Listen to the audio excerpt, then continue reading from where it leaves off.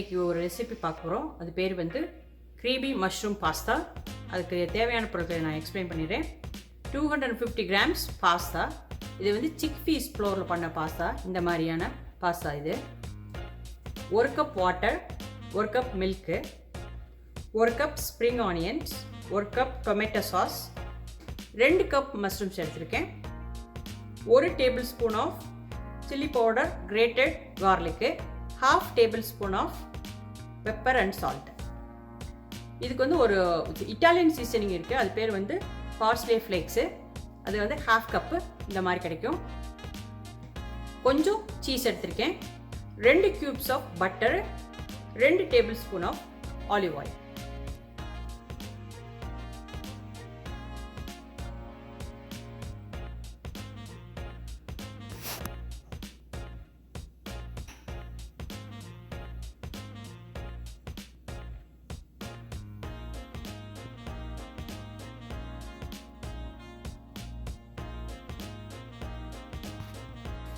ஒரு 4 cups of water கொதிக்க வச்சுருக்கேன்.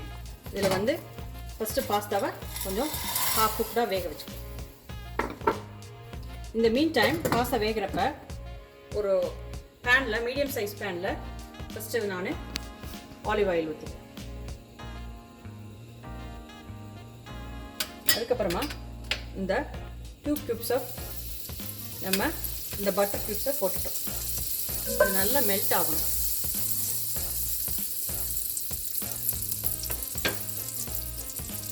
மெல்ட் ஆகிறப்ப இந்த சில்லி பவுடரையும் இந்த கார்லிக் கிரேட் பண்ணி வச்சுருக்கதையும் போட்டுட்டேன்.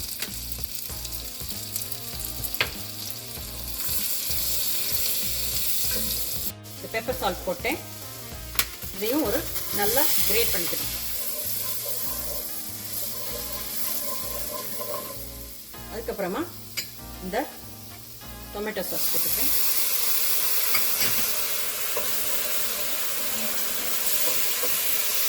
அதுக்கப்புறமா ஸ்ப்ரிங் ஆனியன்ஸ் போட்டாச்சு.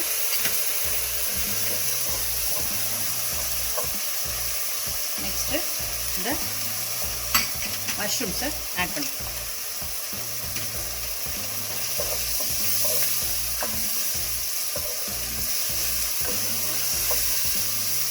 இந்த மீன் டைம் வந்து நம்மளுக்கு வந்து பாஸ்தா வந்து ஹாஃப் குக்கில் நல்லா குக் ஆயிடுச்சு.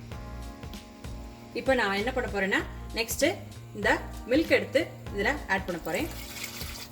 நல்லா ஆட் பண்ணிவிட்டு ஒரு கலக்கணும். அதுக்கப்புறம் பாஸ்தா ஹாஃப் குக் ஆயிடுச்சு. அதை வந்து இந்த ஒரு ஸ்ட்ரெயினர் எடுத்து நான் இதுக்குள்ளே ஆட் பண்ணேன்.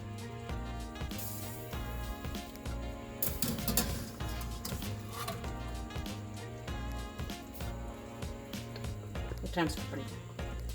இப்போ பாஸ்தா ஆட் பண்ணோடனே இது ஒரு நல்லா கிண்டிடணும். இந்த மீன் டைம் இந்த பார்ஸ்லி ஃப்ளேக்ஸ் இருக்குல்ல, அதே நல்லா இதில் போட்டு நல்லா கலக்கணும். இது ஒரு 1 மினிட் வந்து குக் ஆகணும். நான் வந்து க்ளோஸ் பண்ணி வைக்கிறேன் லிட்டை. இப்போ 1 மினிட் ஆயிடுச்சு. பாஸ்தா நல்லா குக் ஆயிடுச்சு. இதை மறுபடியும் ஒரு நல்லா ஒரு கலக்கணும். கலக்கிட்டு இந்த சீஸ் ஆப்ஷனல், வேணும்னா போட்டுக்கலாம், இல்லைன்னா விடலாம். இதை நல்லா கலக்கிட்டு ஆஃப் பண்ணிடுறேன். இப்போ பாஸ்தா நல்லா குக் ஆயிடுச்சு. இப்போ நான் உங்களுக்கு டிஸ்பிளே பண்ணி காட்டுறேன். ஒரு சர்விங் பவுலில்